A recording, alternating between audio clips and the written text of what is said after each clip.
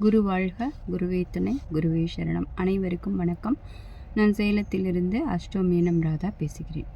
இப்போ இந்த வீடியோ பதிவில் அதிர்ஷ்ட கற்களை பயன்படுத்தி வாழ்க்கையில் எப்படி அதிர்ஷ்டத்தை சேர்த்து கொள்ளலாம் அப்படிங்கிற ஒரு விஷயத்தை 12 ராசிகளுக்கும் எந்தெந்த ராசிக்காரர்கள் எந்தெந்த கற்களை அணியலாம் அப்படிங்கிற பொதுவான ஒரு விஷயத்தை நம்ம பார்க்க போகிறோம்.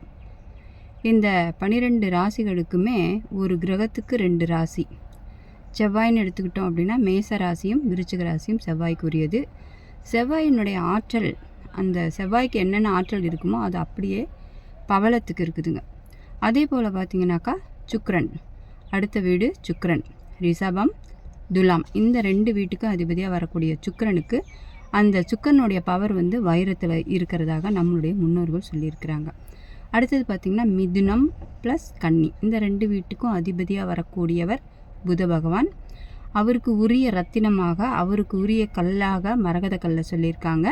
அடுத்தது பார்த்திங்க அப்படின்னா கடகராசிக்கு முத்து அப்படின்னு சொல்லியிருக்காங்க. கடகராசியின் அதிபதி சந்திர பகவான், இவருக்கு உரிய கற்கள் அப்படின்னு எடுத்துக்கிட்டோன்னா முத்து. அடுத்தது பார்த்திங்கனாக்கா சிம்ம வீடு, சிம்மத்தினுடைய அதிபதி சூரியன், சூரியனுக்கு மாணிக்க கல்லை சொல்லியிருக்கிறாங்க. அடுத்தது பார்த்திங்க அப்படின்னா தனுசு மீனம், இரண்டுமே குருவினுடைய வீடு.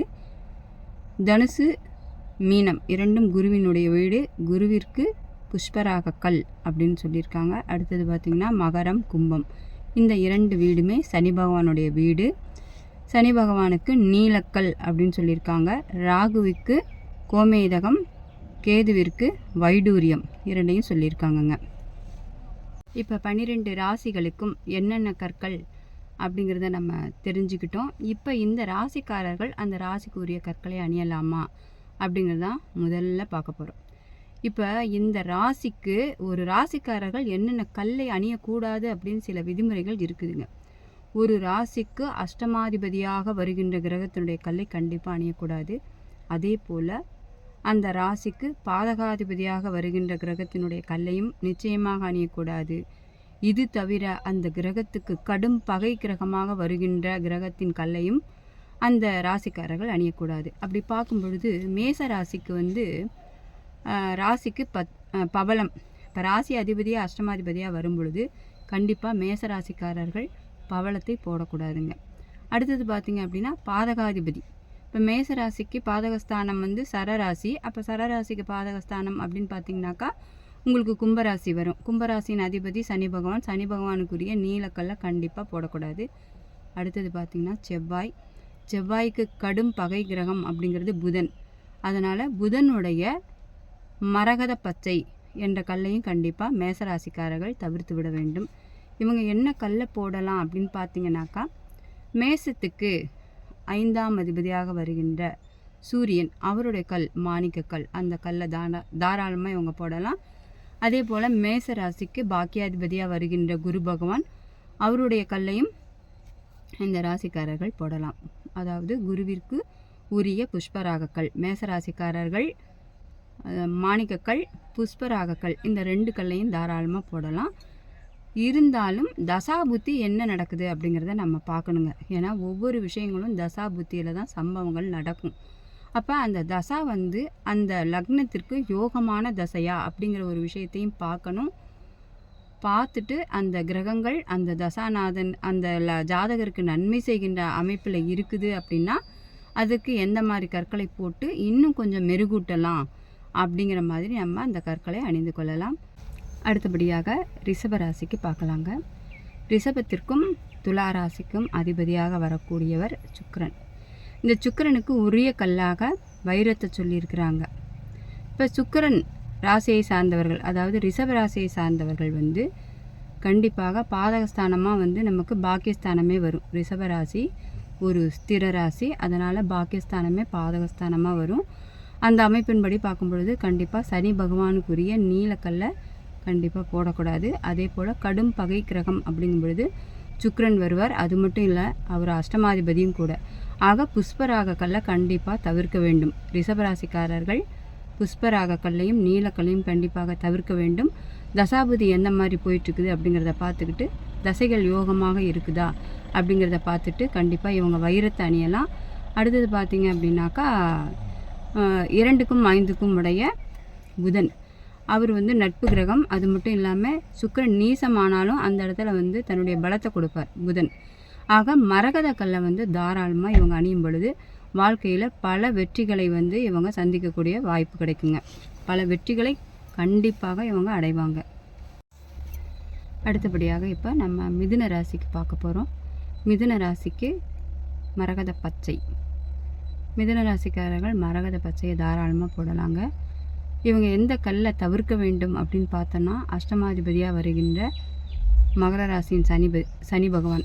ஆக நீலக்கல்லை தவிர்க்க வேண்டும். மிதுன ராசிக்கு பாதகாதிபதி குரு பகவான். அப்போ புஷ்பராக கல்லை இவங்க கண்டிப்பாக தவிர்க்க வேண்டும். இது தவிர இவங்களுக்கு பூர்வ புண்ணிய ஸ்தானாதிபதியாக வரக்கூடிய சுக்கிரன். அப்போ அவருடைய கல் வந்து வைரத்தை தாராளமாக போடலாங்க. அடுத்தபடியாக இப்போ நம்ம கடகராசிக்கு பார்க்க போகிறோங்க. கடகராசிக்கு முத்து சொல்லியிருக்காங்க. கடகராசியின் அதிபதி வந்து சந்திரன். சந்திரனுக்கு உரிய கல் அப்படின்னு பார்க்கும்பொழுது முத்துவை போடும் பொழுது சந்திரனுடைய ஆதிக்கம் வந்து அவங்களுக்கு ரொம்ப சிறப்பாக கிடைக்கும். அவருடைய அனைத்து காரகத்துவங்களும் மிக எளிமையாக அந்த கடகராசிக்காரர்களுக்கு கிடைக்கும். இவங்க போடக்கூடாதது அப்படின்னு பார்த்திங்கன்னா அஷ்டமாதிபதியாக வருகின்ற சனி பகவான் அவரோட கல் வந்து நீலக்கல், அதை போடக்கூடாது. அதே போல் கடகராசிக்கு 11ஆம் இடம் வந்து பாதகஸ்தானம். ஏன்னா கடகம் வந்து சரராசி, அதனால் 11ஆம் இடம் பாதக வீடு, சுக்கரனோட வீடு. அப்போ சுக்கரனுக்கு உரிய வைரத்தை கண்டிப்பாக இவங்க போடவே கூடாது. மற்றபடி இவங்க வந்து சூரியனுக்குரிய கல் மாணிக்கத்தையும் போடலாம். அதே போல் குருவிற்கு உரிய கல் வந்து புஷ்பராகம், அதையும் போடலாம். முத்துவை போடலாம், பவளம் போடலாம். எல்லாவற்றையுமே இந்த ராசிக்காரர்கள் தாராளமாக போடலாம். அடுத்தபடியாக இப்போ நம்ம சிம்ம ராசிக்கு பார்க்க போகிறோம். சிம்ம ராசியின் அதிபதி அப்படின்னு பார்த்தாக்கா சூரிய பகவான். இவருக்கு உரிய கல் அப்படின்னு பார்க்கும் பொழுது மாணிக்க கல்லை சொல்லியிருக்கிறாங்க. அப்போது இவருக்கு இந்த ராசிக்காரர்கள் தாராளமாக மாணிக்க கல்லை பயன்படுத்தலாம். ராசிக்கு ஆகாத இடம் வந்து அஷ்டமஸ்தானம். அந்த அஷ்டமத்துக்கு அதிபதியாக வந்து குரு பகவானே வராரு. பஞ்சமஸ்தான அதிபதியே வந்து அஷ்டமாதிபதியாக வராரு. அதனால் புஷ்பராகத்தை குருவினுடைய நிலை எப்படி இருக்குது அப்படிங்கிறத கண்டிப்பாக, அதாவது சிம்ம ராசியாக இருந்தாலும் சரி லக்னமாக இருந்தாலும் சரி, அதை வந்து ஆய்வு பண்ணிவிட்டு அதன் பிறகு தான் புஷ்பராகத்தை போடணுங்க. அதே போல் இவர் வந்து ஸ்திர ராசி. அப்போ ஸ்திர ராசிக்கு வந்து பாக்கிய அதிபதியே பாதகாதிபதியாக வந்துடுவார். அப்போ செவ்வாயினுடைய பவளத்தையும் கண்டிப்பாக ஆய்வு செய்துட்டு பாதகம் செய்கின்ற நிலையில் இருக்குதா, இல்லது நமக்கு சாதகம் செய்கின்ற நிலையில் இந்த கிரகம் இருக்குதா அப்படிங்கிறதெல்லாம் ஆய்வு பண்ணிவிட்டு இவங்க போடலாம். அதே போல் 2ஆம் இடம் அப்படின்னு சொல்லக்கூடிய புதன், 2க்கும் 11க்கும் உடைய புதன், அவருடைய மரகத பச்சையை போட்டுக்கலாங்க. இருந்தாலுமே இந்த கிரகங்கள் வந்து அந்த ராசிக்காரர்களுக்கு அவங்களுடைய ஜாதகத்தில், அவங்களுடைய சுய ஜாதகத்தில், அவங்களுடைய பிறப்பு ஜாதகத்தில் இந்த கிரகங்கள் வந்து இந்த ராசிக்கு சப்போர்ட் பண்ணுதா அப்படிங்கிறத பார்த்துட்டு தாங்க போடணும். அடுத்தபடியாக கன்னி ராசிக்காரர்கள் எந்தெந்த கற்களை அணியலாம், எந்த கற்களை அணியக்கூடாது அப்படிங்கிறத பார்க்க போகிறோம். கன்னி ராசிக்காரர்களுக்கு 1க்கும் 10க்கும் அதிபதியாக புதன் வருவார். ஆக இவங்க தாராளமாக மரகத பச்சை என்ற கல்லை அணியலாம். 2க்கும் 9க்கும் உடையவராக சுக்கிரன் வருவார். அப்போ இவங்க தாராளமாக வைரக்கற்களை அணியலாம். இவங்களுக்கு வந்து பார்த்திங்க அப்படின்னா நீலக்கல் ஆகாதுங்க. அதே போல் பவளத்தை இவங்க கண்டிப்பாக போடக்கூடாது. போடும் பொழுது அந்த 8ஆம் இடம் சம்மந்தப்பட்ட வம்பு வழக்கு பிரச்சனை இது எல்லாமே வந்துடும். அதனால் நான் பாதகஸ்தான அதிபதியினுடைய கல்லையும் அஷ்டமஸ்தான அதிபதியினுடைய கற்களையும் எந்த ராசிக்காரர்களாக இருந்தாலும் நிச்சயமாக தவிர்க்க வேண்டுங்க. இவங்களுக்கு வந்து அஷ்டமாதிபதியாக செவ்வாய் வருவார். அப்போ பவள கற்கள் இவங்க கண்டிப்பாக போடக்கூடாது. அடுத்தபடியாக துலா ராசிக்காரர்கள் என்ன கற்களை அணியலாம், என்ன கற்களை அணியக்கூடாது அப்படிங்கிறத நம்ம பார்க்க போகிறோங்க. துலா ராசி அப்படிங்கும் பொழுது அது துலா ராசிக்கு உரியவர் சுக்கிரன். அவரே வந்து அஷ்டமாதிபதி, ரிஷபத்துக்கும் அவரே அதிபதி.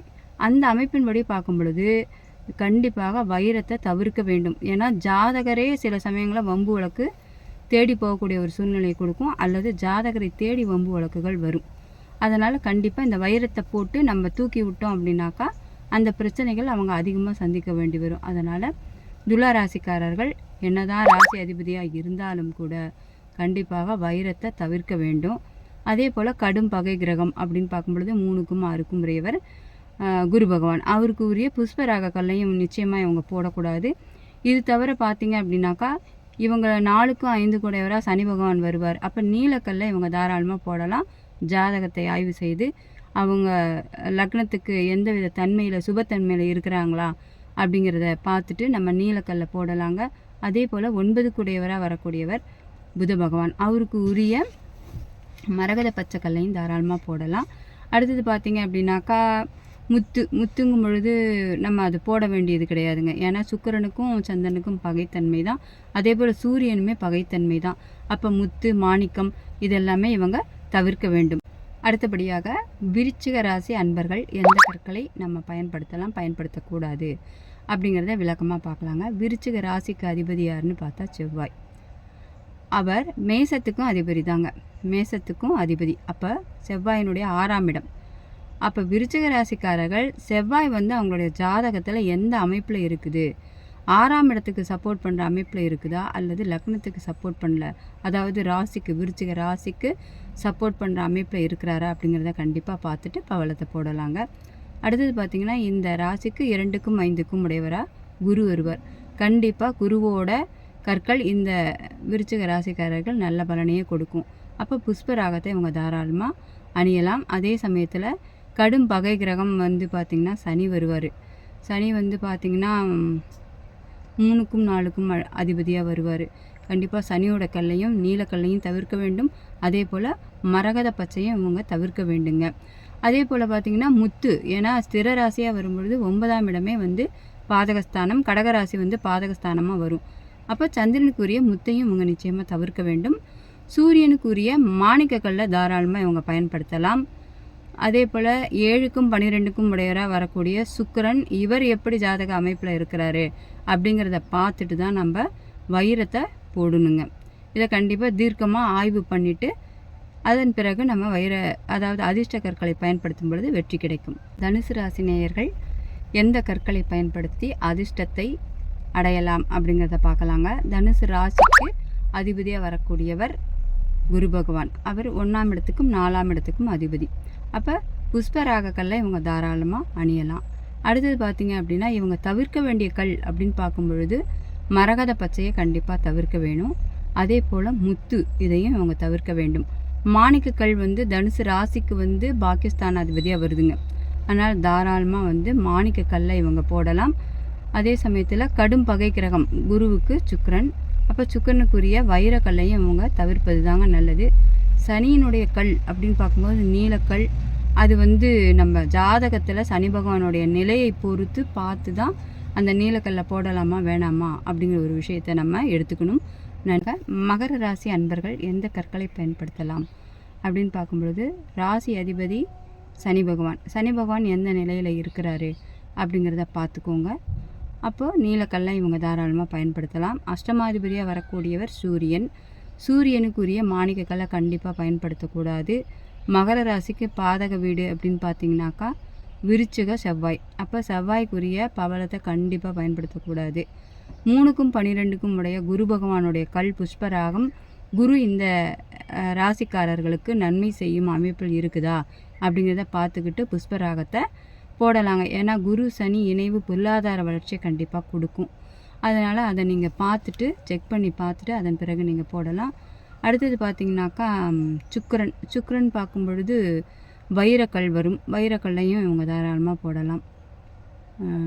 வேறு முத்து பார்த்திங்க அப்படின்னாக்கா மகரத்துக்கு சனியினுடைய கடுமையான பகை கிரகம்னு பார்த்திங்கனாக்கா உங்களுக்கு வெளிச்ச கிரகங்கள், ஒளி கிரகங்கள் என்று சொல்லக்கூடிய சூரியன் சந்திரன் இதெல்லாமே வரும். அதனால் முத்துவையும் இவங்க அவாய்ட் பண்ணுறது தான் நல்லது. பவளத்தை போடக்கூடாது, முத்து போடக்கூடாது, மாணிக்கம் போடக்கூடாது. போட வேண்டிய கல் அப்படின்னு பார்த்திங்கன்னா நீலக்கல் போடலாங்க. அடுத்தது வைரம் போடலாம், மரகத பச்சை போடலாம். கும்பராசிக்காரர்கள் எந்த கற்களை அணியலாம், எந்த கற்களை அணியக்கூடாது அப்படிங்கிறத பார்க்க போகிறோம். கும்பராசிக்காரர்கள் ராசிக்கு அதிபதி சனி பகவான். இந்த சனி பகவான் ஜாதகத்தில் எப்படி இருக்கிறாருன்னு பாருங்கள். அப்போ அவர் பலமாக இருக்கிறாரு, அதாவது ராசிக்கு நன்மை செய்யக்கூடிய அமைப்பில் இருக்கிறாரு அப்படின்னா தாராளமாக நீங்கள் நீலக்கல்லை போடலாம். அதே போல் 2க்கும் 11க்கும் அதிபதியாக வரக்கூடிய குரு பகவான் அவருடைய கல்லான புஷ்பராக கல்லை அணியலாம். கடும் பகை கிரகமாக செவ்வாய் வருவார். அதனால் செவ்வாய்க்குரிய பவளத்தை கண்டிப்பாக போடக்கூடாது. அடுத்தது கும்பராசி ஒரு ஸ்திர ராசி. அப்படிங்கும்பொழுது பாதகஸ்தானமாக 9ஆம் இடம் வரும். என்ற அமைப்பின்படி பார்த்தோன்னாக்கா ரிஷபத்துக்கும் துலா ராசிக்கு வருகின்ற சுக்கரனுடைய வைரத்தை கண்டிப்பாக இவங்க போடக்கூடாது. மரகத பச்சையை தாராளமாக போடலாம். ஏற்கனவே சொன்னது போல் முத்து, மாணிக்கம் இந்த கற்களையும் இவங்க தவிர்க்க வேண்டும். அடுத்தது பார்த்திங்க அப்படின்னா, இந்த சனி பகவானுடைய கல்லையே ஜாதகத்தில் ஆய்வு பண்ணிவிட்டு நீலக்கல் போட்டால் சரிப்படுமா அப்படிங்கிற ஒரு விஷயத்தை பார்த்துட்டு தான் போடணும். பவளத்தை தவிர்க்க வேண்டும். மீன ராசிக்காரர்கள் எந்த கற்களை அணியலாம், எந்த கற்களை அணியக்கூடாது அப்படிங்கிற ஒரு விஷயத்தை பார்க்க போகிறோங்க. மீன ராசிக்கு அதிபதி குரு பகவான். அப்போ ராசிக்கும் 10ஆம் இடத்துக்கு அதிபதியாக வருகின்ற குரு பகவானுடைய புஷ்பராக கல்லை தாராளமாக போடலாங்க. அடுத்தது பார்த்திங்கன்னா 2ஆம் இடத்துக்கும் 9ஆம் இடத்துக்கும் அதிபதியாக வருகின்ற செவ்வாய், அவருடைய கல் பவளம், அதையும் தாராளமாக அணியலாம். அதாவது புஷ்பராகத்தை போடலாம், பவளத்தை போடலாம். 3க்கு 8 குடையராக சுக்கிரன் வராரு. அதுவும் இல்லாமல் கடும் பகை கிரகம். கண்டிப்பாக சுக்கிரனுடைய வைரக்கல்லை இவங்க போடக்கூடாதுங்க. இது தவிர இவருக்கு பாதக வீட்டு அதிபதியாக வரக்கூடிய புதனுடைய மரகத பச்சையை போடக்கூடாது. அடுத்தது பார்த்திங்கன்னா 5ஆம் இடத்து அதிபதியாக வருகின்ற சந்திரன் வீட்டில் தான் குரு பகவான் உச்சம் பெறார். அப்போ தாராளமாக இவங்க சந்திரனுக்குரிய முத்து அணியலாங்க. அதே சமயத்தில் சூரியனுக்கும் குருவுக்கும் நட்பு என்றால் கூட 6ஆம் அதிபதியாக வரார். அதனால் கண்டிப்பாக மாணிக்கக்கல்லை மீன ராசிக்காரர்கள் தவிர்ப்பது நல்லதுங்க. அடுத்தது சனி பகவான் 11க்கும் 12க்கும் உடையவராக வருவார். அவர் சனி பகவான் லாபத்தை ஏற்கிற அமைப்பில் இருக்கும் பொழுது கண்டிப்பாக நீலக்கல்லை போடலாங்க. நன்றி. இப்போ பொதுவாக பார்த்தோம் அப்படின்னா எல்லாருமே வாழ்க்கையில் வெற்றி அடையணும், பொருளாதார ரீதியாக வெற்றி அடையணும், நல்ல தொழில் அமையணும், நல்ல குடும்பம் அமையணும் அப்படிங்கிற அமைப்பில் தான் எல்லாருமே இருப்பாங்களே தவிர யாருமே கஷ்டப்படுறதுக்கு அல்லது துன்பப்பட்டு இருக்கிறதுக்கு விரும்ப மாட்டாங்க. அந்த துன்பத்தில் இருந்து, அந்த கஷ்டத்துலேருந்து எப்படி நம்ம மீண்டு வரணும் அப்படின்னு தான் யோசனை பண்ணுவாங்க. அப்போ எதை தின்னா பித்தம் தீரும் அப்படிங்கிற ஒரு நிலையில் இருக்கும் பொழுது இந்த அதிர்ஷ்ட கற்கள், அதிர்ஷ்ட எண்கள், அதிர்ஷ்ட நிறங்கள், அதிர்ஷ்ட தேதிகள், அதே போல் பரிகாரங்கள், இது எல்லாமே தேடி மனிதர்கள் போகிறாங்க. அப்படி இருக்கும் பொழுது சிலருக்கு வெற்றியை கொடுக்குது, பலருக்கு தோல்வியை தருது. ஏன் அப்படின்னு பார்த்திங்கன்னா அவங்களுடைய ஜாதகத்தில் கர்மா வழிவிடணுங்க. கர்மா வழிவிடும் பொழுது இந்த அனைத்து விஷயங்களும் அவங்களுக்கு ஒரு சப்போர்ட்டிங் பண்ணுங்க. அதில் எந்த மாற்றமும் கிடையாது. இருந்தாலும் நம்ம இந்த பிரபஞ்சத்தோடு இணைந்து இந்த கற்களை அணிஞ்சு எல்லாருமே நல்லா இருக்கணும்னு நான் வேண்டி நிறைவு செய்கிறேன். நன்றி. வாழ்க வளமுடன்.